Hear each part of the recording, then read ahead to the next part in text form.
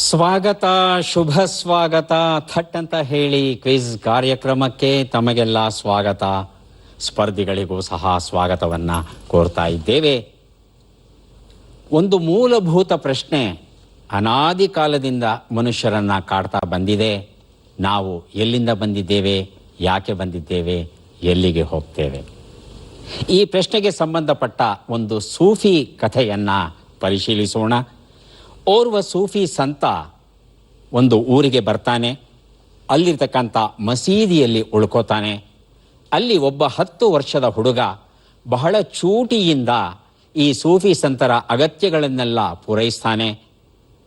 ರಾತ್ರಿಯಾಗುತ್ತೆ. ಹುಡುಗ ನಿರಂತರವಾಗಿ ಪ್ರಶ್ನೆಗಳನ್ನು ಕೇಳ್ತಾ ಇರ್ತಾನೆ. ಸೂಫಿ ಸಂತರು ಅವನಿಗೆ ಅರ್ಥವಾಗುವ ಹಾಗೆ ವಿವರಣೆಯನ್ನು ಕೊಡ್ತಾ ಹೋಗ್ತಾ ಇರ್ತಾರೆ. ಹುಡುಗ ಕೇಳ್ತಾನೆ, ನಮ್ಮ ತಾತನಿಗೆ 100 ವರ್ಷ ಆಗಿತ್ತು, ಆದರೆ ಅವರು ಕಳೆದ ವಾರ ತೀರ್ ಹೋದರು. ನನ್ನ ತಾತ ಎಲ್ಲಿಗೆ ಹೋಗಿದ್ದಾರೆ ಹೇಳ್ತೀರಾ? ಸೂಫಿ ಸಂತ ತಕ್ಷಣ ಉತ್ತರ ಕೊಡೋದಿಲ್ಲ. ಕತ್ತಲೆ ಆಗ್ತಾ ಇದೆಯಪ್ಪ, ದೀಪ ಹಚ್ಚು ಅಂತ ಹೇಳ್ತಾರೆ ಹುಡುಗನಿಗೆ. ಹುಡುಗ ಹೋಗಿ ಹಣತೆಯನ್ನು ತರ್ತಾನೆ. ಕಡ್ಡಿಯನ್ನು ಗೀರಿ ಹಣತೆಯನ್ನು ಹೊತ್ತಿಸ್ತಾನೆ. ಆಗ ಬೆಳಕು ಉಂಟಾಗುತ್ತೆ, ಕತ್ತಲು ಕಡಿಮೆಯಾಗುತ್ತೆ. ಸೂಫಿ ಸಂತ ಕೇಳ್ತಾರೆ, ಪುಟ್ಟ, ಇಷ್ಟು ಹೊತ್ತು ಇಲ್ಲಿದ್ದ ಕತ್ತಲೆ ಎಲ್ಲಿಗೆ ಹೋಯಿತು? ಹುಡುಗ ಹೇಳ್ತಾನೆ, ದೀಪದ ಬೆಳಕಿಗೆ ಕತ್ತಲೆ ದೂರ ಹೊರಟೋಯ್ತು. ಹೌದಾ? ಬೆಳಕು ಎಲ್ಲಿಂದ ಬಂತು? ಕತ್ತಲೆ ಎಲ್ಲಿಗೆ ಹೋಯಿತು?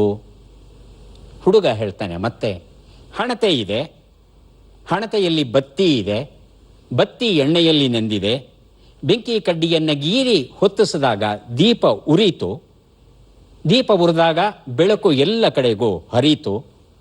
ಆ ಬೆಳಕು ಎಲ್ಲಿಂದ ಬಂತು ಅಂದರೆ ನಾನು ಹೇಗೆ ಹೇಳಲಿ, ನನಗೆ ಗೊತ್ತಾಗ್ತಾ ಇಲ್ಲ ಅಂತ ಹೇಳಿದಾಗ ಆ ಸೂಫಿ ಸಂತರು ತಕ್ಷಣ ಉಫ್ ಅಂತ ಊದಿ ಆ ದೀಪವನ್ನು ಆರಿಸ್ಬಿಡ್ತಾರೆ. ಎಲ್ಲ ಕಡೆಗೆ ಕತ್ತಲು ತುಂಬಿಕೊಳ್ಳುತ್ತೆ. ಆಗ ಅವರು ಹೇಳ್ತಾರೆ, ಈಗ ಬೆಳಕು ಎಲ್ಲಿ ಹೋಯ್ತಪ್ಪ ಹೇಳು ನೋಡೋಣ. ಹುಡುಗನಿಗೆ ಸ್ವಲ್ಪ ಯೋಚನೆ ಮಾಡೋಕ್ಕೆ ಶುರು ಮಾಡ್ತಾನೆ. ಹುಡುಗ, ಆಹಾ, ಬೆಳಕು ಮೊದಲು ಎಲ್ಲಿಂದ ಬಂತೋ ಬಹುಶಃ ಅಲ್ಲಿಗೆ ಹೋಯಿತು ಅಂತ ಕಾಣುತ್ತೆ ಅಂತ ಹೇಳಿದಾಗ ಸಂತರು ಹೇಳ್ತಾರೆ, ನಿಮ್ಮ ತಾತಾನೂ ಸಹ ಮೊದಲು ಎಲ್ಲಿಂದ ಬಂದನೋ ಅಲ್ಲಿಗೆ ಹೋಗಿದ್ದಾನೆ, ನಾನು ಸಹ ಎಲ್ಲಿಂದ ಬಂದನೋ ಅಲ್ಲಿಗೆ ಹೋಗ್ತೇನೆ, ನೀನು ಸಹ ಎಲ್ಲಿಂದ ಬಂದಿದ್ದೀಯೋ ಅಲ್ಲಿಗೆ ಹೋಗ್ತೀಯಾ. ಈ ಶರೀರ ಅನ್ನೋದು ಒಂದಷ್ಟು ಮಣ್ಣು, ಗಾಳಿ ಇದರಿಂದ ರೂಪುಗೊಂಡಿದೆ. ಯಾವ ರೀತಿ ಈ ದೀಪ ಎಣ್ಣೆ, ಬತ್ತಿ ಇತ್ಯಾದಿಗಳಿಂದ ರೂಪುಗೊಂಡುತ್ತೋ ಹಾಗೆ ನಮ್ಮ ಶರೀರವೂ ಸಹ ರೂಪುಗೊಂಡಿದೆ. ಒಂದಲ್ಲ ಒಂದು ದಿನ ನಾವು ಸಾಯಲೇಬೇಕಾಗುತ್ತೆ. ಸತ್ತಾಗ ನಾವು ಎಲ್ಲಿಂದ ಬಂದಿದ್ದೀವೋ ಅಲ್ಲಿಗೆ ಹೋಗ್ತೇವೆ ಅನ್ನೋ ಒಂದು ವಿವರಣೆಯನ್ನು ಕೊಡ್ತಾನೆ. ಈ ವಿವರಣೆ ಎಷ್ಟರ ಮಟ್ಟಿಗೆ ಹುಡುಗನಿಗೆ ಅರ್ಥವಾಯಿತು, ಎಷ್ಟರ ಮಟ್ಟಿಗೆ ನಮಗೆ ಅರ್ಥವಾಯಿತು ಗೊತ್ತಿಲ್ಲ. ಆದರೆ ಈ ಒಂದು ಕಥೆಯ ಹಿಂದೆ ಇರ್ತಕ್ಕಂಥ ಭಾವ ಏನಿದೆ ಅದನ್ನು ಅರ್ಥ ಮಾಡಿಕೊಳ್ಳೋದಕ್ಕೆ ಪ್ರಯತ್ನ ಪಟ್ಟರೆ ಎಲ್ಲೋ ಒಂದಷ್ಟು ಬೆಳಕು ಹೊಳೆದ ಹಾಗೆ ಕಾಣುತ್ತೆ. ಸದ್ಯಕ್ಕೆ ಕಥೆಯನ್ನು ನಿಲ್ಲಿಸಿ ಕಾರ್ಯಕ್ರಮ ಆರಂಭಿಸೋಣ. ಸ್ಪರ್ಧಿಗಳ ಪರಿಚಯ. ಮೊದಲ ಸ್ಪರ್ಧಿ. ಎಲ್ಲರಿಗೂ ನಮಸ್ಕಾರ. ನನ್ನ ಹೆಸರು ಅನಿಲ್ ಕುಬೇರ್. ನಾನು ಬೆಂಗಳೂರು ನಗರದ ತ್ಯಾಗರಾಜ ನಗರದ ಬಡಾವಣೆಯಿಂದ ಬಂದಿದ್ದೇನೆ. ಒಂದು ಖಾಸಗಿ ಸಂಸ್ಥೆಯಲ್ಲಿ ನೌಕರಿ ಮಾಡ್ತೇನೆ. ನನ್ನ ಹವ್ಯಾಸ ಹಿಂದೂಸ್ತಾನಿ ಸಂಗೀತ ಕೇಳುವುದು. ಬಹಳ ಸಂತೋಷ ಅನಿಲ್ ಕುಬೇರ್ ಅವರೇ, ಕಾರ್ಯಕ್ರಮಕ್ಕೆ ಸ್ವಾಗತವನ್ನು ಕೋರ್ತಾ ಇದ್ದೇವೆ. ಮುಂದಿನ ಸ್ಪರ್ಧಿ. ನಮಸ್ಕಾರ ಸರ್, ನನ್ನ ಹೆಸರು ಅನುರಾಧ ಅಂತ. ನಾನು ಹೈದರಾಬಾದಿಂದ ಬಂದಿದ್ದೇನೆ. ನಾನು ಗೃಹಿಣಿ. ನನ್ನ ಹವ್ಯಾಸ ಅಂದರೆ ಕತೆ ಪುಸ್ತಕ ಓದೋದು ಹಾಗೂ ಸುಡೋಕು ಪದಬಂಧ ಬಿಡಿಸೋದು ಹಾಗೂ ಟಿವಿ ದೂರದರ್ಶನದಿಂದ ಬರೋವಂಥ ತಟ್ಟಂತ ಹೇಳಿ ಕಾರ್ಯಕ್ರಮವನ್ನು ವೀಕ್ಷಣೆ ಮಾಡೋದು ಹಾಗೂ ಸವಿರುಚಿಯನ್ನು ನೋಡಿ ಹಾಗೆ ಅಡುಗೆ ಮಾಡೋದು. ತುಂಬಾ ಸಂತೋಷ ಅನುರಾಧ ಅವರೇ, ದೂರದ ಹೈದರಾಬಾದಿಂದ ಬಂದಿದ್ದೀರಾ ಅಂದರೆ ನಮಗೆ ತುಂಬಾ ಸಂತೋಷವಾಗ್ತಾ ಇದೆ. ಕಾರ್ಯಕ್ರಮಕ್ಕೆ ಸ್ವಾಗತ. ಮುಂದಿನ ಸ್ಪರ್ಧಿ. ಎಲ್ಲರಿಗೂ ನಮಸ್ಕಾರ. ನನ್ನ ಹೆಸರು BS ಕೃಷ್ಣ ಅಡಿಗ. ನಾನು ಬೆಂಗಳೂರು ವಿಜಯನಗರದಿಂದ ಬಂದಿದ್ದೀನಿ. ನನ್ನ ಹವ್ಯಾಸಗಳು ಟಿವಿ ನೋಡೋದು, ಪತ್ರಿಕೆಗಳನ್ನು ಓದೋದು, ಶಟ್ಲ್ ಬ್ಯಾಡ್ಮಿಂಟನ್ ಆಡೋದು, ಮುಖ್ಯವಾಗಿ ತಟ್ಟಂತ ಹೇಳೋ ಕಾರ್ಯಕ್ರಮ ನಾನು ತಪ್ಪದೇ ನೋಡೋದು. ಸಂತೋಷ ಕೃಷ್ಣ ಅಡಿಗ ಅವರೇ, ಕಾರ್ಯಕ್ರಮಕ್ಕೆ ಸ್ವಾಗತವನ್ನು ಕೋರ್ತಾ ಇದ್ದೇವೆ. ಮೂವರು ಸಿದ್ಧ ಅನ್ನೋದಾದರೆ ಕಾರ್ಯಕ್ರಮ ಆರಂಭಿಸೋಣ. ಮೊದಲಿಗೆ ನಿಯಮಗಳನ್ನು ನೋಡಿಬಿಡೋಣ. ಒಟ್ಟು 12 ಪ್ರಶ್ನೆಗಳು, ಮೊದಲು ಬಜರ್ ಒತ್ತಿದವರಿಗೆ ಉತ್ತರಿಸುವ ಅವಕಾಶ. ಪ್ರತಿ ಸರಿ ಉತ್ತರಕ್ಕೆ ಪುಸ್ತಕ ಬಹುಮಾನ. ಆಯ್ಕೆಗಳು ಬರುವ ಮೊದಲೇ ಬಜರ್ ಒತ್ತಿ ಸರಿ ಉತ್ತರವನ್ನ ನೀಡಿದರೆ ಹೆಚ್ಚುವರಿ +10 ಅಂಕ, ತಪ್ಪು ಉತ್ತರಕ್ಕೆ -10 ಅಂಕ. ನಕಾರಾತ್ಮಕ ತಂತ್ರಗಳಿಗೆ ಅವಕಾಶವಿಲ್ಲ. 100 ಅಂಕ ಪಡೆದವರಿಗೆ 1 CD ವಿಶೇಷ ಬಹುಮಾನ. ಕಾರ್ಯಕ್ರಮದ ಮೊದಲ ಪುಸ್ತಕ, ಮೊದಲ ಪ್ರಶ್ನೆ. ನಮ್ಮೂರು ನಮ್ಮ ಜನ, ಎಚ್ ಬಸಪ್ಪ, SC ಪರ್ವತಪ್ಪ ಅವರು ಬರೆದಿರುವಂತಹ ಪುಸ್ತಕ. ನಾವು ಕೇಳುವ ಮೊದಲ ಪ್ರಶ್ನೆ ಈಗ ಬಂತು. ಪ್ರಶ್ನೆಯನ್ನ ನೋಡೋಣ. ಪ್ರಶ್ನೆ: ಮೊಸರಲ್ಲಿ ಕಲ್ಲು ಎಂಬ ನುಡಿಗಟ್ಟಿನ ಅರ್ಥವೇನು? ಬಜರ್ ಒತ್ತಿದ್ದಾರೆ ಅನಿಲ್ ಕುಬೇರ್ ಅವರು, ನಂತರ ಅನುರಾಧ. ಅನಿಲ್ ಕುಬೇರ್. ಇಲ್ಲ ಸಲ್ಲದ ಆರೋಪ ಮಾಡೋದು, ಸುಮ್ಮನೆ ಸುಮ್ಮನೆ ಆರೋಪ ಮಾಡೋದು. ಹಾ. ಅನುರಾಧ. ಒಳ್ಳೆಯದ್ರಲ್ಲೂ ಕೆಟ್ಟದ್ದನ್ನೇ ನೋಡೋದು. ಒಳ್ಳೆಯದರಲ್ಲಿ ಕೆಟ್ಟದ್ದನ್ನ ನೋಡೋದು. ಕೃಷ್ಣ ಅಡಿಗ. ಆಯ್ಕೆಗಳು ಬೇಕು ತಮಗೆ. ಈಗ ಆಯ್ಕೆಗಳು ಬಂದ ಮೇಲೆ ಸರಿಯಾದ ರೂಪವನ್ನ ಗುರುತಿಸೋದಕ್ಕೆ ಅನಿಲ್ ಕುಬೇರ್, ಅನುರಾಧ ಅವರಿಗೆ ಅವಕಾಶ ಮಾಡಿಕೊಡ್ತೇನೆ. ಸರಿಯಾದ ರೂಪ ಗುರುತಿಸಿದ್ರೆ 1 ಪುಸ್ತಕ, ತಪ್ಪು ರೂಪವನ್ನ ಗುರುತಿಸಿದ್ರೆ ದಂಡ ಇಲ್ಲ. ಆಯ್ಕೆಗಳು: ಮೊಸರಲ್ಲಿ ಇನ್ನೂ ಕರಗದಿರುವ ಉಪ್ಪು, ತಪ್ಪನ್ನು ಕಂಡು ಹಿಡಿಯುವ ಹುಟ್ಟುಗುಣ, ಬೇಕೆಂದೇ ಶಿಕ್ಷೆಯನ್ನ ವಿಧಿಸು, ಎಲ್ಲದರಲ್ಲಿ ತಪ್ಪನ್ನ ಕಂಡುಹಿಡಿ. ಮೊದಲು ಅನಿಲ್ ಕುಬೇರ್, ನಂತರ ಅನುರಾಧ. ಅನಿಲ್. ಎಲ್ಲದರಲ್ಲೂ ತಪ್ಪನ್ನು ಕಂಡು ಹಿಡಿಯುವುದು. ಆಯ್ಕೆ 4. ಅನುರಾಧ. ತಪ್ಪನ್ನು ಕಂಡು ಹಿಡಿಯುವ ಹುಟ್ಟುಗುಣ. ಹುಟ್ಟುಗುಣ. ಕೃಷ್ಣ ಅಡಿಗ. ಆಯ್ಕೆ 2. ಆಯ್ಕೆ 2 ಹುಟ್ಟುಗುಣ. ಉತ್ತರವನ್ನ ನೋಡೋಣ. ಎಲ್ಲದರಲ್ಲಿ ತಪ್ಪನ್ನು ಕಂಡು ಹಿಡಿಯುವ ಬೆಳೆಸಿಕೊಂಡ ಗುಣ, ಅದು ಹುಟ್ಟುಗುಣ ಅಲ್ಲ. ಖಂಡಿತ ಹುಟ್ಟುಗುಣ ಅಲ್ಲ, ಅದು ನಾವಾಗಿಯೇ ಬೆಳೆಸಿಕೊಂಡಿರೋದು. ಅದಕ್ಕೆ ಒಂದು ಒಳ್ಳೆಯ ಗಾದೆ ಮಾತು ಕನ್ನಡದಲ್ಲಿದೆ: ಒಲ್ಲದ ಗಂಡನಿಗೆ ಮೊಸರಲ್ಲಿ ಕಲ್ಲು. ಬೇರೆ ಪದಾರ್ಥಗಳಲ್ಲಿ ಬಹುಶಃ ಕಲ್ಲು ಬರ್ಬೋದು, ಆದ್ರೆ ಮೊಸರಲ್ಲಿ ಬರಲಿಕ್ಕೆ ಸಾಧ್ಯವೇ ಇಲ್ಲ. ಆದರೂ ಸಹ ಆ ಗಂಡ ಕಲ್ಲನ್ನ ಹುಡುಕ್ತಾನೆ ಅಂದ್ರೆ ಅವನಿಗೆ ಆ ಹೆಂಡತಿ ಬೇಕಾಗಿಲ್ಲ. ಹಾಗಾಗಿ ಬೇಕು ಅಂತಲೇ ಅವಳನ್ನ ಹಂಗಿಸುವ ಪ್ರಯತ್ನ ಮಾಡ್ತಾನೆ. ನಮ್ಮೂರು ನಮ್ಮ ಜನ ಈ ಪುಸ್ತಕವನ್ನ ಅನಿಲ್ ಕುಬೇರ್ ಅವರಿಗೆ ಕೊಟ್ಟಿದ್ದೇನೆ. ಮುಂದಿನ ಪುಸ್ತಕ ಮತ್ತು ಪ್ರಶ್ನೆ: ಪಂಚಮ ವೇದ ಕವನ ಸಂಕಲನ. ತೆಲುಗು ಮೂಲ ಸತೀಶ್ ಚಂದರ್, ಕನ್ನಡಕ್ಕೆ ಗುರುಮೂರ್ತಿ ಪೆಂಡಕೂರು ಅವರು. ನಾವು ಕೇಳುವ ಪ್ರಶ್ನೆ: ಅಮೆರಿಕದಲ್ಲಿ ಒಂದು ಬೇಲ್ ಹತ್ತಿ 218 ಕಿಲೋ ತೂಗಿದರೆ ಭಾರತದಲ್ಲಿ ಎಷ್ಟು ಕಿಲೋ ತೂಗುತ್ತದೆ? ನಮ್ಮ ಲೆಕ್ಕಾಚಾರ ಏನು ಅಂತ ಕೇಳ್ತಾ ಇದ್ದೇವೆ. ಆಯ್ಕೆಗಳು: 227 ಕೆಜಿ, 327 ಕೆಜಿ, 170 ಕೆಜಿ, 200 ಕೆಜಿ. ಬರೆದಿರುತ್ತಿದ್ದಾರೆ ಅನುರಾಧ, ನಂತರ ಕೃಷ್ಣ ಅಡಿಗ, ಕೊನೆಯಲ್ಲಿ ಅನಿಲ್ ಕುಬೇರ್. ಅನುರಾಧ. ಎರಡನೇದು ಸರ್. 327 ಕೆಜಿ. ಕೃಷ್ಣ ಅಡಿಗ. ಆಯ್ಕೆ 4, 200 ಕೆಜಿ. 200 ಕೆಜಿ. ಅನಿಲ್ ಕುಬೇರ್. ಆಯ್ಕೆ ಮೊದಲನೇದು 227 ಕೆಜಿ. ಬಹುಶಃ ಊಹೆ ಮಾಡ್ತಾ ಇದ್ದೇವೆ ತಾವೆಲ್ಲ. ಉತ್ತರವನ್ನ ನೋಡೋಣ. 170 ಕೆಜಿ ಅನ್ನೋದು ಸರಿಯಾದ ಉತ್ತರ. ಭಾರತ ಮತ್ತು ಪಾಕಿಸ್ತಾನದಲ್ಲಿ 170 ಕೆಜಿ ಒಂದು ಬೇಲ್ ಅಂತ ಹೇಳಿದ್ರೆ, ಈಜಿಪ್ಟಲ್ಲಿ 327 ಕೆಜಿ, ಆಸ್ಟ್ರೇಲಿಯಾದಲ್ಲಿ 227 ಕೆಜಿ, ದಕ್ಷಿಣ ಆಫ್ರಿಕಾದಲ್ಲಿ 200 ಕೆಜಿ. ಯಾಕೆ ಹೀಗೆ ಮಾಡಿಕೊಂಡಿದ್ದಾರೋ ನನಗೆ ಗೊತ್ತಿಲ್ಲ. ಆದರೆ ಬೇಲ್ ಅನ್ನೋ ಶಬ್ದಕ್ಕೆ ತೂಕ ವ್ಯತ್ಯಾಸವಾಗುತ್ತೆ ಬೇರೆ ಬೇರೆ ದೇಶಗಳಲ್ಲಿ. MY ಘೋರ್ಪಡೆ, ನಾನು ಕಂಡಂತೆ, ಭಾರತಿ ಕಾಸರಗೋಡು ಅವರು ಬರೆದಿರುವಂತಹ ಪುಸ್ತಕ. ನಾವು ಕೇಳುವ ಪ್ರಶ್ನೆ ಈಗ ಬಂತು. ಪ್ರಶ್ನೆಯನ್ನ ನೋಡೋಣ. ಈ ಒಗಟನ್ನ ಬಿಡಿಸಿ.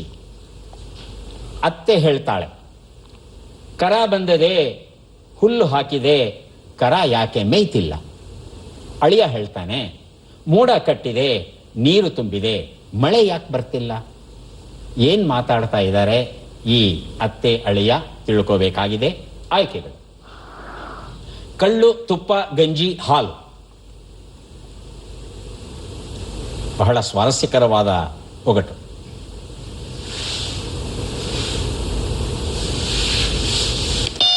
ಆಯ್ಕೆ 1. ಆಯ್ಕೆ 1 ಕಳ್ಳು. ಅನುರಾಧ ಮತ್ತು ಕೃಷ್ಣ ಅಡಿಗ. ಅನುರಾಧ. ಆಯ್ಕೆ 4. ಅಲ್ಲ, ಅನುರಾಧ. ಗಂಜಿ ಇರ್ಬೋದು. ಎರಡನೇ ಗಂಜಿ ಇರ್ಬೋದು. ಗಂಜಿ. ಆಯ್ಕೆ 3. ಕೃಷ್ಣ. ಆಯ್ಕೆ 4 ಹಾಲು. ಹಾಲು. ಉತ್ತರವನ್ನ ನೋಡೋಣ. ತುಪ್ಪ. ಕರ ಬಂದದೆ ಹುಲ್ಲು ಹಾಕಿದೆ, ಕರ ಯಾಕೆ ಮೈತಿಲ್ಲ ಅಂದರೆ ಇಲ್ಲಿ ಕರ ಅಂತ ಕರು ಅಂತ ಹೇಳಿದ್ರೆ ಅಳಿಯ ಮನೆಗೆ ಬಂದಿದ್ದಾನೆ, ಭೋಜನಕ್ಕೆ ಇಟ್ಟಿದ್ದಾರೆ, ಆದರೆ ಸರಿಯಾಗಿ ಊಟ ಮಾಡಿಲ್ಲ ಅಳಿಯ. ಅದಕ್ಕೆ ಪರೋಕ್ಷವಾಗಿ ಅತ್ತೆ ಕೇಳ್ತಿದ್ದಾಳೆ, ಯಾಕೆ ಕರು ಮೇಯ್ತಾ ಇಲ್ಲ ಅಂತ.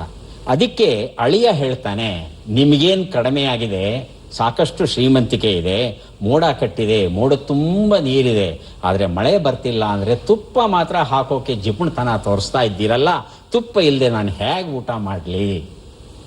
ಹೀಗೆ ಅತ್ತೆಯ ಒಂದು ಜಿಪುಣತನ ಮತ್ತು ಅಳಿಯನ ಸ್ವಲ್ಪ ಬಂಡತನ ಎಲ್ಲವೂ ಸಹ ಕಂಡುಬರುತ್ತೆ.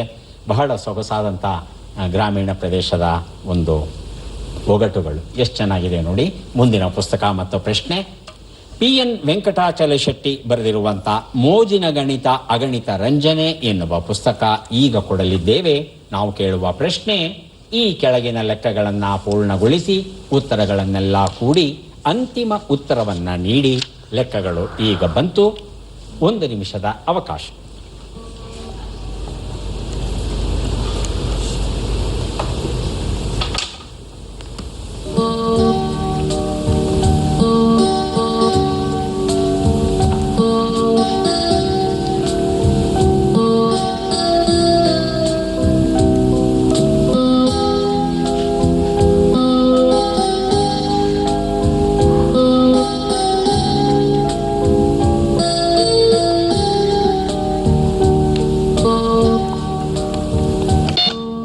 ಬಜರ್ ಒತ್ತಿದ್ದಾರೆ ಅನಿಲ್ ಕುಬೇರ್ ಅವರು.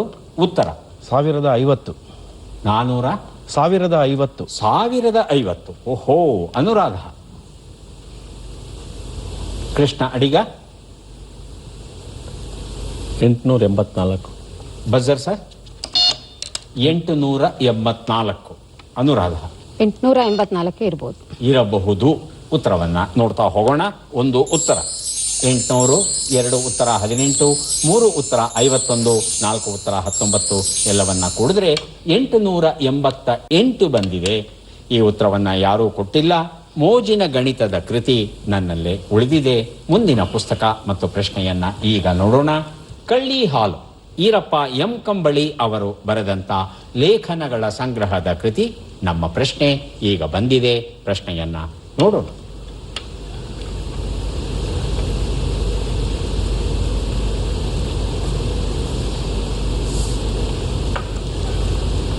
ಈ ಚಿತ್ರದಲ್ಲಿರುವ ನಟಿಯನ್ನ ಗುರುತಿಸಿ. ಚಿತ್ರ ಈಗ ಬಂತು.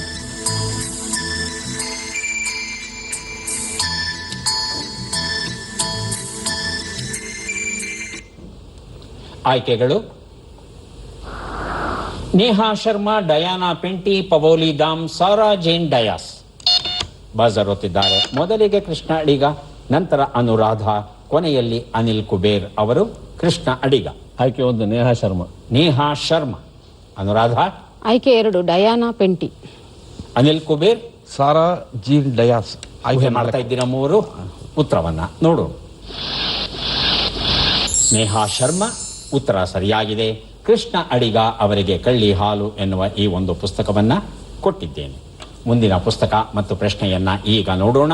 ಜಾನಪದ ವಾಡೆ, ನಾಡೋಜ ಪ್ರೊಫೆಸರ್ ಹಂಪ ನಾಗರಾಜಯ್ಯ ಅವರು ಬರೆದಂತಹ ಕೃತಿ ಇದು. ನಾವು ಕೇಳುವ ಪ್ರಶ್ನೆ, ಈ ಕೆಳಗಿನ ಲೋಕಸಭಾ ಸ್ಪೀಕರ್ಗಳಲ್ಲಿ ಯಾರು ಸ್ಪೀಕರ್ ಸ್ಥಾನವನ್ನ ಗ್ರಹಿಸುತ್ತಿರುವಂತೆಯೇ ತಮ್ಮ ಪಕ್ಷಕ್ಕೆ ರಾಜೀನಾಮೆಯನ್ನ ಸಲ್ಲಿಸಿದರು? ಹೇಳಿ ಕೃಷ್ಣ ಅಡಿಗ. ಸೋಮನಾಥ್ ಚಟರ್ಜಿ. ಸೋಮನಾಥ್ ಚಟರ್ಜಿ. ಅನಿಲ್ ಕುಬೇರ್ ಹಾಗೂ ಅನುರಾಧ. ಆಯ್ಕೆಗಳು. ಆಯ್ಕೆಗಳು: ಸರ್ದಾರ್ ಹುಕುಂ ಸಿಂಗ್, ಬಲಿರಾಮ್ ಭಗತ್, KS ಹೆಗ್ಡೆ, ನೀಲಂ ಸಂಜೀವ ರೆಡ್ಡಿ. ಅನುರಾಧ. KS ಹೆಗ್ಡೆ ಇರ್ಬೋದು. ಹೆಗ್ಡೆ. ಅನಿಲ್ ಕುಬೇರ್. ಸರ್ದಾರ್ ಹುಕುಂ ಸಿಂಗ್. ಉತ್ತರವನ್ನ ನೋಡೋಣ. ನಮಗೆ ತಾವು ಉತ್ತರ ಕೊಟ್ಬಿಟ್ರಿ ಅಲ್ವಾ ಮೊದಲೇನೆ. ನೀಲಂ ಸಂಜೀವ ರೆಡ್ಡಿ ಅನ್ನೋದು ಸರಿಯಾದ ಉತ್ತರ. 1967ರಲ್ಲಿ ಮೊದಲ ಬಾರಿಗೆ ಇವರು ಸ್ಪೀಕರ್ ಆಗಿ ಆಯ್ಕೆಯಾದಾಗ ತಮ್ಮ ಕಾಂಗ್ರೆಸ್ ಪಕ್ಷಕ್ಕೆ ಇವರು ರಾಜೀನಾಮೆಯನ್ನ ಸಲ್ಲಿಸ್ತಾರೆ. ಯಾಕೆ ರಾಜೀನಾಮೆಯನ್ನ ಸಲ್ಲಿಸ್ತಾರೆ ಅಂತ ಹೇಳತ್ತಂದ್ರೆ, ಸ್ಪೀಕರ್ ಆಗಿ ನಾನು ಯಾವುದೇ ಪಕ್ಷಪಾತವಿಲ್ಲದೆ ಕೆಲಸವನ್ನ ಮಾಡಬೇಕಾಗುತ್ತೆ. ನಾನು ಒಂದು ಪಕ್ಷದ ಸದಸ್ಯನಾಗಿ ಬಹುಶಃ ಸರಿಯಾಗಿ ಮಾಡಲಾರೆನೋ ಏನೋ, ಹಾಗಾಗಿ ಯಾವುದೇ ಪಕ್ಷವಿಲ್ಲದೆ ನಾನು ಕೆಲಸ ಮಾಡ್ತೇನೆ ಎನ್ನುವ ಉದ್ದೇಶದಿಂದ ಅವರು ರಾಜೀನಾಮೆ ಸಲ್ಲಿಸಿ ಸ್ಪೀಕರ್ ಆಗಿ ಕೆಲಸವನ್ನ ಮಾಡ್ತಾರಂತೆ. ಕೃಷ್ಣ ಅಡಿಗ ಅವರಿಂದ ಕಳ್ಳಿ ಹಾಲು ಎನ್ನುವ ಈ ಕೃತಿಯನ್ನ ಹಿಂದಕ್ಕೆ ಪಡೆದಿದ್ದೇನೆ. ಮುಂದಿನ ಪುಸ್ತಕ ಮತ್ತು ಪ್ರಶ್ನೆ ಗ್ರಾಮಾಂತರ, DN ಕೃಷ್ಣಮೂರ್ತಿ ಬರೆದಂತಹ ಕನ್ನಡ ಕಾದಂಬರಿ. ನಾವು ಕೇಳುವ ಪ್ರಶ್ನೆ ಈಗ ಬಂತು. ಪ್ರಶ್ನೆಯನ್ನ ನೋಡೋಣ. ಈ ಅಕ್ಷರಗಳನ್ನ ಸರಿಯಾಗಿ ಜೋಡಿಸಿ. ಅಕ್ಷರಗಳು ಎ, ಲ, ನ, ರ, ಬ, ಡು, ಗೆ, ಯ. 1 ನಿಮಿಷದ ಅವಕಾಶ.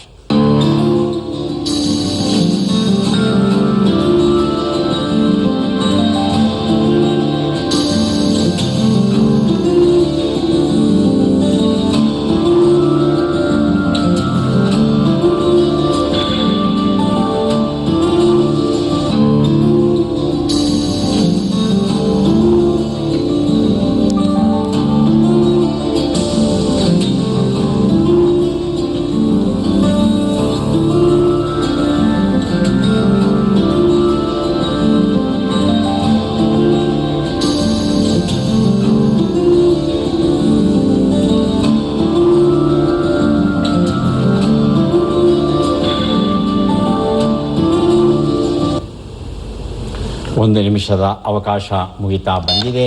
ಬಜರ್ ಒತ್ತಿದ್ದಾರೆ ಕೃಷ್ಣ ಅಡಿಗ. 2 ಬಗೆಯ ನಾಡು. 2 ಬಗೆಯ ನಾಡು. ಓಹೋ, ನನಗೆ ಅರ್ಥವಾಗ್ತಾ ಇಲ್ಲ. ಅನುರಾಧ ಅನಿಲ್ ಕುಬೇರ್, ಕೃಷ್ಣ ಅಡಿಗ ಕೊಟ್ಟಂತಹ ಉತ್ತರದಿಂದ ಪ್ರೇರಿತರಾಗಿ ತಾವು ಸಹ ಉತ್ತರ ಕೊಡಬಹುದು. ಒಂದು ಸಣ್ಣ ತಪ್ಪ ಆಗಿರೋ ಹಾಗೆ ಕಾಣುತ್ತೆ ಅಡಿಗ ಅವರೇ, ಅದನ್ನ ಬದಲಾಯಿಸ್ಕೊಡ್ತೀರಾ?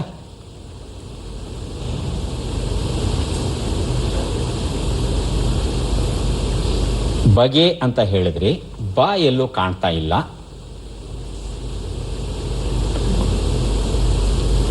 ಹೇಳಿದ್ದು ಒಂದು, ಮಾಡೋದು ಮತ್ತೊಂದು. ಇಂತಹ ವ್ಯಕ್ತಿ ಅನುರಾಧ, ಅನಿಲ್ ಕುಬೇರ್. 2 ಬಗೆಯ ನಡುಗೆ. ಆಹಾ, 2 ಬಗೆಯ ನಡುಗೆ ಹೇಗೆ ಮಾಡಕ್ಕಾಗುತ್ತೆ? ಬಾ ಇಲ್ವೇ ಇಲ್ಲ ಅಲ್ಲಿ. 2 ಬಗೆಯ ಅಂತ ಹೇಳೋದಿಕ್ಕೆ. ಉತ್ತರವನ್ನ ನೋಡೋಣವಾ? ಉತ್ತರವನ್ನ ನೋಡೋಣ. 2 ನಾಲಿಗೆಯವ. 2 ನಾಲಿಗೆ. ನಾನೊಂದು ಸುಳುಹು ಕೊಟ್ಟೆ, ಬಹುಶಃ ಗ್ರಹಿಸಲಿಕ್ಕೆ ಆಗಲಿಲ್ಲ ಅಂತ ಕಾಣುತ್ತೆ. ಗ್ರಾಮಾಂತರದ ಕೃತಿ ನನ್ನಲ್ಲಿ ಉಳಿತು. ಒಂದೇ ಒಂದು ಪುಸ್ತಕ ಅನಿಲ್ ಕುಬೇರ್ ಅವರು ತಗೊಂಡಿದ್ದಾರೆ. ಉಳಿದವರು ಯಾರು ತಮ್ಮ ಖಾತೆ ಇನ್ನೂ ಆರಂಭಿಸೇ ಇಲ್ಲ. ದಯವಿಟ್ಟು ಬೇಗ ಬಜರುತ್ತಿ ಸರಿ ಉತ್ತರ ಕೊಡಿ. ಖಾತೆಯನ್ನ ಆರಂಭಿಸಿ. UG ಹೊಗೆ ಇಲ್ಲದ ಜ್ವಾಲೆ, SA ಶಾಮರಾವ್ ಅವರು ಬರೆದಂತ ಸೊಗಸಾದ ಕೃತಿ. ತಪ್ಪು ಮಾಡಿದವರಿಗೆ ಶಿಕ್ಷೆಯನ್ನ ಕೊಡುವುದು ಎಂಬ ಅರ್ಥವನ್ನು ನೀಡುವ ಫ ಅಕ್ಷರದಿಂದ ಆರಂಭವಾಗುವ ಮತ್ತೊಂದು ಶಬ್ದವನ್ನ ನೀಡಿ. ಆಯ್ಕೆಗಳು: ಫರ್ಮಾನು, ಫರಂಗಿ, ಫರಂಗಿ ಮಣೆ, ಪಡಗಳ್ಳಿ. ಬಜರ್ ಒತ್ತಿದ್ದಾರೆ ಅನುರಾಧ, ನಂತರ ಕೃಷ್ಣ ಅಡಿಗ, ಕೊನೆಯಲ್ಲಿ ಅನಿಲ್ ಕುಬೇರ್ ಅವರು. ಸರ್, 1ನೇದು ಫರ್ಮಾನು ಅಂತಲ್ಲ. ಆಯ್ಕೆ ಅಡಿಗ ಅವರು ಆಯ್ಕೆ 3 ಪರಂಗಿ. ಫರಂಗಿ ಮಣೆ. ಅನಿಲ್ ಕುಬೇರ್ ಪಡಗಳ್ಳಿ. 4 ಉತ್ತರವನ್ನ ನೋಡೋಣ. ಫರಂಗಿ ಮಣೆ ಅನ್ನೋದು ಸರಿಯಾದ ಉತ್ತರ ಆಗಿತ್ತು. ಎಷ್ಟು ಜನಗೆ ಈ ಬಾಲ್ಯದಲ್ಲಿ ತಮಗೆ ಗೊತ್ತಿದೆಯೋ ಇಲ್ವೋ ಗೊತ್ತಿಲ್ಲ, ನಮಗಂತೂ ಈ ಒಂದು ಫರಂಗಿ ಮಣೆ ಶಿಕ್ಷೆಯನ್ನ ಶಾಲೆಯಲ್ಲಿ ಕೊಡ್ತಾ ಇದ್ರು. ಏನಂದ್ರೆ ಬಹುಶಃ ಈ ಕುರ್ಚಿ ಅನ್ನೋದು ಈ ಬ್ರಿಟಿಷರು ಬಂದ ಮೇಲೆ ಬಂತು ಏನೋ ಗೊತ್ತಿಲ್ಲ. ನಾವೆಲ್ಲ ಮಣೆ ಮೇಲೆ ಅಥವಾ ನೆಲದ ಮೇಲೆ ಕೂತ್ಕೋತಾ ಇದ್ದದ್ದು. ತಪ್ಪು ಮಾಡದಂತ ತುಂಟ ಹುಡುಗರಿಗೆ ಈ ಕುರ್ಚಿ ಯಾವ ಆಕಾರದಲ್ಲಿದೆಯೋ ಹಾಗೆ ಬಾಗಿ ಕೂತ್ಕೋಬೇಕಾಯಿತು. ಕುರ್ಚಿ ಗಿರ್ಚಿ ಏನಿರ್ತಿರ್ಲಿಲ್ಲ, ಹಾಗೆ ನಿಂತ್ಕೋಬೇಕಾಯಿತು. ಇದು ಒಂದು ರೀತಿಯಾದ ಕುರ್ಚಿ ಶಿಕ್ಷೆ ನಮಗೆ. ಇನ್ನೊಂದು ರೀತಿಯಾದ ಕುರ್ಚಿ ಶಿಕ್ಷೆಯನ್ನ ನಮ್ಮ ಅಧ್ಯಾಪಕರು ಕೊಡ್ತಾ ಇದ್ರು. ಕುಕ್ಕರ್ಗಾಲಲ್ಲಿ ಕೂತು 2 ಕೈಗಳನ್ನ ತೊಡೆ ಸಂದಿಯಲ್ಲಿ ಹಾಕೊಂಡು ಕಿವಿಯನ್ನ ಹಿಡ್ಕೋಬೇಕಾಯಿತು. ಹಿಡ್ಕೊಂಡು ಹಾಗೆ ಕೂತ್ಕೋಬೇಕು. ಬೆನ್ನು ಬಾಗುತ್ತೆ, ಕುತ್ತಿಗೆ ನೋವುತ್ತೆ, ಕಿವಿ ಎಳೆಯುತ್ತೆ. ಎಂತ ಶಿಕ್ಷೆ ಅಂತೀರಿ? ಬೊಂಬಳ ಹೊಡೆದ್ರೂ ಬಿಡ್ತಿರ್ಲಿಲ್ಲ ಅಧ್ಯಾಪಕರು. ನಾನಾ ತರಹದ ನಮೂನೆಯ ಶಿಕ್ಷೆಗಳನ್ನ ನಮ್ಮ ಅಧ್ಯಾಪಕರು ಕೊಡ್ತಾ ಇದ್ರು. ಶಾಪ ಹಾಕ್ತಾ ಇದ್ವಿ ಅಧ್ಯಾಪಕರಿಗೆ. ಆದರೆ ಈಗ ಅನಿಸುತ್ತೆ ಎಲ್ಲೋ ಒಂದು ಕಡೆಗೆ ನಮ್ಮ ತುಂಟತನವನ್ನ ನಿಯಂತ್ರಣದಲ್ಲಿ ಇಟ್ಕೊಳ್ಳೋಕ್ಕೆ ಅವು ಅಗತ್ಯವಾಗಿತ್ತು ಅಂತ ಅನಿಸುತ್ತೆ. ಆದರೆ ಈಗಿನ ಮಕ್ಕಳನ್ನ ಶಿಕ್ಷೆ ಕೊಡೋದಿರಲಿ, ಬೈಯೋ ಹಾಗೂ ಇಲ್ಲ ಅಲ್ವಾ? 3 ಪುಸ್ತಕವನ್ನ ಕೊಡೋದಕ್ಕೆ ಸಿದ್ಧವಾಗಿದ್ದೇವೆ. ಪದಬಂಧ ಈಗ ಬಂದಿದೆ. ಸುಳುಹುಗಳನ್ನ ನೋಡೋಣ. ಸುಳುಹುಗಳು: ಅವನು ಲಂಬವಾಗಿ ನಿಂತರೆ ಆಶ್ರಯ ದೊರೆಯುತ್ತದೆ. ಕೆಂಪು ಬಣ್ಣದ ಮಣಿ, ಕಣ್ಣೀರು, 1 ನಿಮಿಷದ ಅವಕಾಶ.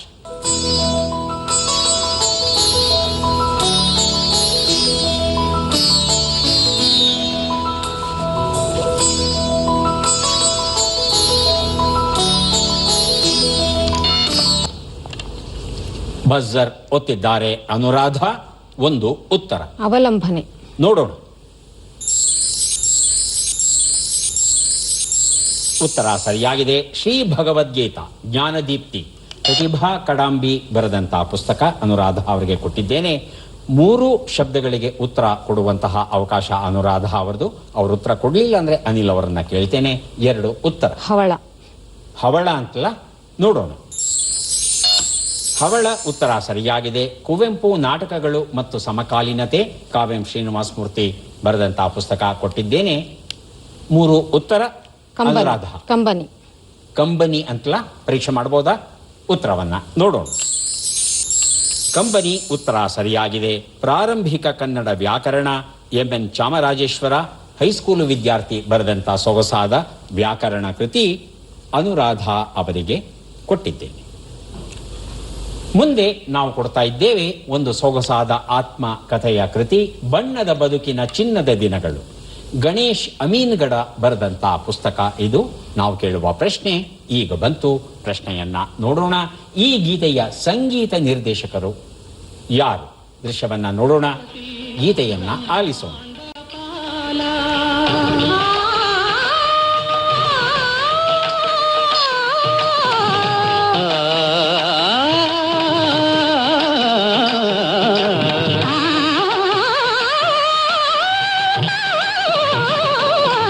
ಅಖಿಲಾಂಡ ಕೋಟಿ ಬ್ರಹ್ಮಾಂಡ ಪಾಲ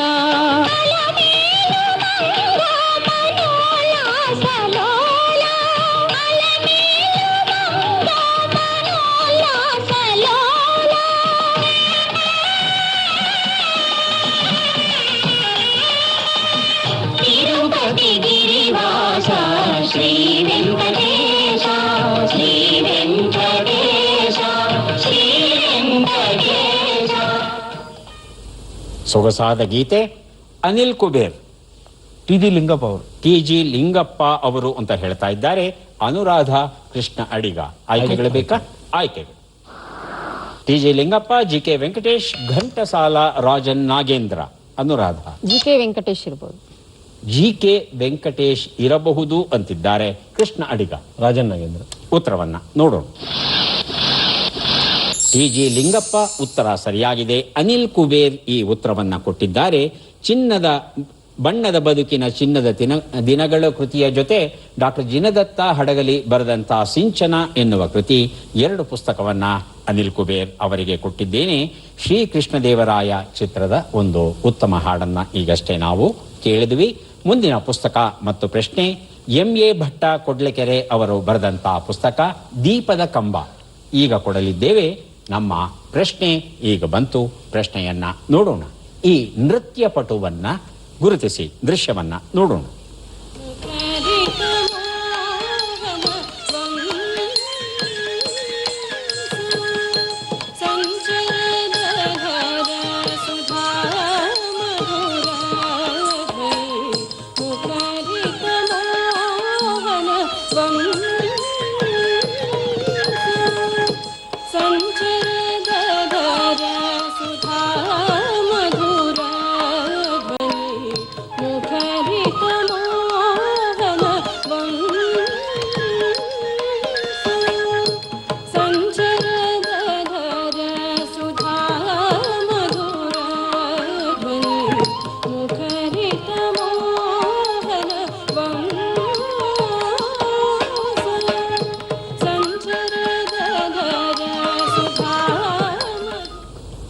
ಆಯ್ಕೆಗಳು ಬರೋದಕ್ಕೂ ಮೊದಲು ಅನುರಾಧ ಅವರು ಬಜರುತ್ತಿದ್ದಾರೆ.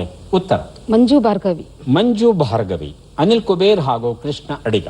ಆಯ್ಕೆಗಳು ಬೇಕಾ? ಆಯ್ಕೆಗಳು ವಸುಂಧರಾ ದೊರೆಸ್ವಾಮಿ, ಉಷಾ ದಾತಾರ್, ವೈಜಯಂತಿ ಕಾಶಿ, ಮಂಜು ಭಾರ್ಗವಿ. ಅನಿಲ್ ಕುಬೇರ್ ನಾಲ್ಕನೇದು ಮಂಜು ಭಾರ್ಗವಿ, ಕೃಷ್ಣ ಅಡಿಗ. ಒಂದು ವಸುಂಧರ ದೊರೆಸ್ವಾಮಿ. ವಸುಂಧರಾ ದೊರೆಸ್ವಾಮಿ ಅಂತಿದ್ದಾರೆ. ಉತ್ತರವನ್ನ ನೋಡೋಣ. ಮಂಜು ಭಾರ್ಗವಿ ಅನ್ನೋದು ಸರಿಯಾದ ಉತ್ತರ. ಈ ಉತ್ತರವನ್ನ ಅನುರಾಧ ಅವರು ಆಯ್ಕೆಗಳು ಬರೋದಕ್ಕೆ ಮೊದಲೇ ಕೊಟ್ಟಿದ್ದಾರೆ. ದೀಪದ ಕಂಬ ಈ ಕೃತಿಯ ಜೊತೆ ಡಾಕ್ಟರ್ BN ಸತ್ಯನಾರಾಯಣ ರಾವ್ ಅವರು ಬರೆದಂತ ಒಂದೇ ದೋಣಿಯಲ್ಲಿ ಮತ್ತು ಇತರ ಕಥೆಗಳು ಎನ್ನುವ ಪುಸ್ತಕ, 2 ಪುಸ್ತಕ ಅನುರಾಧ ಅವರಿಗೆ ಕೊಟ್ಟಿದ್ದೇನೆ. ಈಗ ನಾವು ಬಂದಿದ್ದೇವೆ ಕೊನೆಯ ಪ್ರಶ್ನೆಗೆ, ಬಂಪರ್ ಪ್ರಶ್ನೆಗೆ. 4 ಪುಸ್ತಕಗಳು: ಗಗನಗೋಚರಿ ವಸುಂಧರಾ, ನಾವು ಕಂಡ ಪ್ರಪಂಚ, ಐ ಲವ್ ಮನಿ ಹಾಗೂ ರಶೀತಿಗಳು. ಪ್ರಶ್ನೆ: 1937ರಲ್ಲಿ ಕಲಕತ್ತೆಯಲ್ಲಿ ನಡೆದ ಅಖಿಲ ಭಾರತ ಸಂಗೀತ ಸಮಾವೇಶದಲ್ಲಿ ಈ ವಾದ್ಯವನ್ನು ನುಡಿಸಿ ಅದಕ್ಕೆ ಶಾಸ್ತ್ರೀಯ ಸ್ಥಾನಮಾನವನ್ನ ತಂದುಕೊಟ್ಟರು. ಯಾರು ತಂದುಕೊಟ್ಟರು ತಿಳ್ಕೋಬೇಕಾಗಿದೆ. ಸುಳುಹು 1. ಇವರು ತಮ್ಮ ವಾದ್ಯವನ್ನ ನಮಗೆ ಸ್ವಾತಂತ್ರ್ಯ ಬಂದ ಸಂಜೆ ದೆಹಲಿಯ ಕೆಂಪು ಕೋಟೆಯಲ್ಲಿ ನುಡಿಸಿದರು. ಯಾರು ನುಡಿಸಿದರು? ಅನಿಲ್ ಕುಬೇರ್ ಹೇಳ್ತಾರೆ. ಬಿಸ್ಮಿಲ್ಲಾ ಖಾನ್. ಯಾವ ವಾದ್ಯ? ಶಹನಾಯ್. ಅನುರಾಧ ಕೃಷ್ಣ ಅಡಿಗ. ಇನ್ನೂ 2 ಸುಳುಹು ಇದೆ, ನೋಡೋಣವಾ? ಸುಳುಹು 2. ಈತನ ಹಿರಿಯರು ಬಿಹಾರಿನ ದುಮ್ರಾವ್ ಸಂಸ್ಥಾನದಲ್ಲಿ ಆಸ್ಥಾನ ವಿದ್ವಾಂಸರು ಆಗಿದ್ದರು. ಸುಳುಹು 3. ಸಂಗೀತ ಸಾಧನೆಗಾಗಿ ಭಾರತ ರತ್ನ ಪ್ರಶಸ್ತಿ ಪಡೆದ 3ನೇಯವರು ಅನುರಾಧ ಕೃಷ್ಣ ಅಡಿಗ.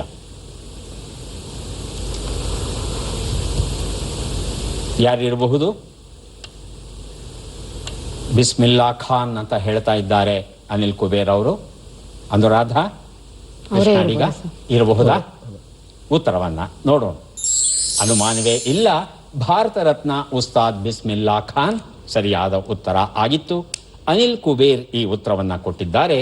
ಅನಿಲ್ ಅವರು 1 ಸುಳುಹನ್ನ ತಗೊಂಡು ಉತ್ತರವನ್ನ ಕೊಟ್ಟಿದ್ದಾರೆ. 1 ಪುಸ್ತಕವನ್ನ ನನ್ನಲ್ಲಿ ಉಳಿಸ್ಕೊಂಡು ಉಳಿದ 3 ಪುಸ್ತಕಗಳನ್ನ ಅನಿಲ್ ಕುಬೇರ್ ಅವರಿಗೆ ಕೊಟ್ಟಿದ್ದೇನೆ. ಯಾರಿಗೆ ಎಷ್ಟು ಪುಸ್ತಕ ಬಂದಿದೆ ಅದನ್ನ ಈಗ ನೋಡೋಣ. ಮೊದಲಿಗೆ ಅನಿಲ್ ಕುಬೇರ್ ಅವರಿಗೆ 3 3 6 ಪುಸ್ತಕಗಳು ತಮಗೆ ದೊರೆತಿವೆ.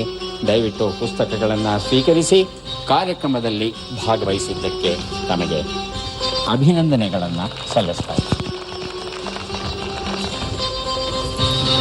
ಹೈದರಾಬಾದ್ನಿಂದ ಬಂದಿರುವಂಥ ಅನುರಾಧ ಅವರು 5 ಪುಸ್ತಕಗಳನ್ನು ಪಡೆದಿದ್ದಾರೆ. ಅಭಿನಂದನೆಗಳು. ಕೃಷ್ಣ ಅಡಿಗ ಅವರಿಗೆ UG ಸೊಗಸಾದ ಕೃತಿ ತಮಗೆ ಸಿಕ್ಕಿದೆ. ದಯವಿಟ್ಟು ಸ್ವೀಕರಿಸಿ. ಅಭಿನಂದನೆ.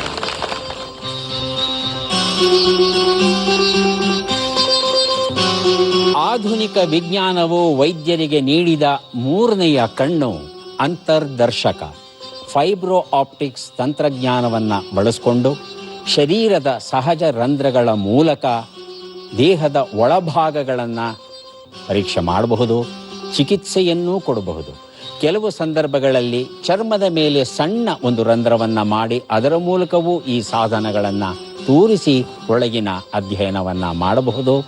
ವೈದ್ಯರಿಗೆ 3ನೇಯ ಕಣ್ಣನ್ನು ನೀಡಿದಂತಹ ಇತರ ಶಾಸ್ತ್ರಗಳ ತಜ್ಞರನ್ನು ಈ ಕ್ಷಣದಲ್ಲಿ ನಾವು ನೆನೆಸಬೇಕಾಗುತ್ತೆ. ಮತ್ತೆ ಭೇಟಿಯಾಗೋಣ. ನಮಸ್ಕಾರ.